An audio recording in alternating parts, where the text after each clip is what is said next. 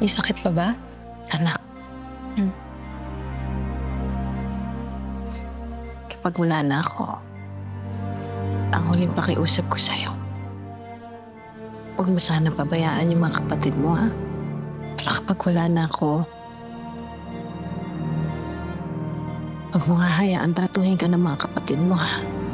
Katulad na pagtrato ko sa'yo. Alam mo, sa tuwing sinasagot mo ako kapag nag-aaway tayo, inis ako sa'yo. Pero merong maliit na parte sa puso ko na proud ako sa'yo.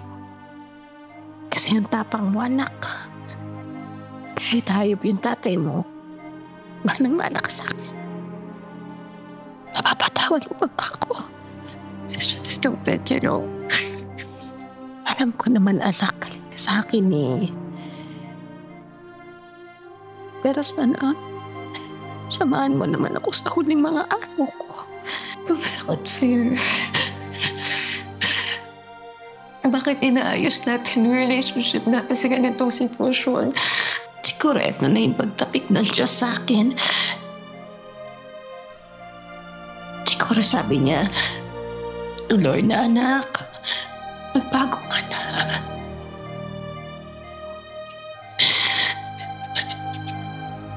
Ano, ang ibibigay ko yung nagpapago. Ay,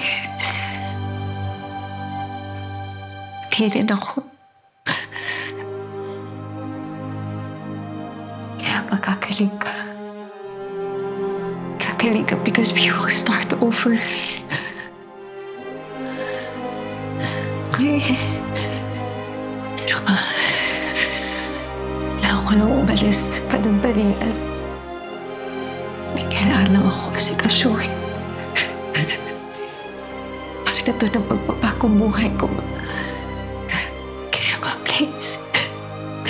Please, kailangan po kumalik.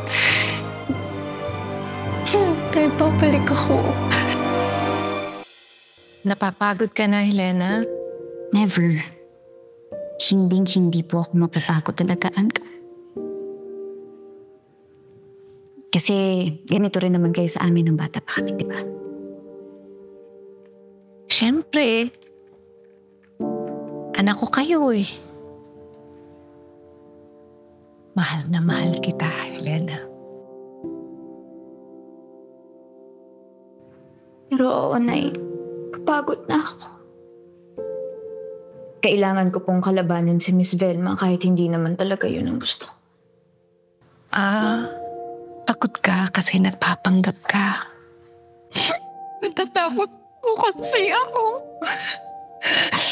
Kasi yung totoong ako puno ng galit sa puot. Kaya mas gusto ko na lang maging masama sa harap ng iba kasi pakiramdam ko mas patatanggap nila ako pag masama ako. Hindi naman lungkot at galit ang bumubuo sa'yo. Mabuti ka, anak. Matapang. Ang kabutihan mo, ang minamahal ng mga tao sa'yo. Huwag mong kakalimutan yun. Anak? Sana. Kasado na ang ball mo, Miss V.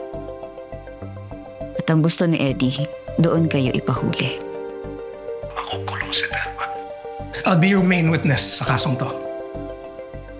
Meron akong ebidensya na maaari mag-deal kay Velma sa kasong to.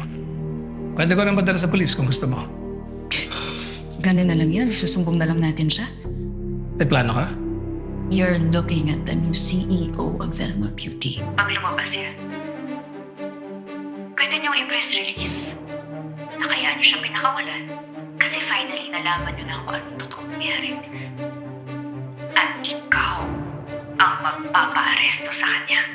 Eddie Imperial will be the hero of the story. Tinatrabaho pa ni Criselda ang CCTV footage ng mismong pagpatay ni Eddie sa ate ko. Kaya kakailanganin natin ng malaking distraction.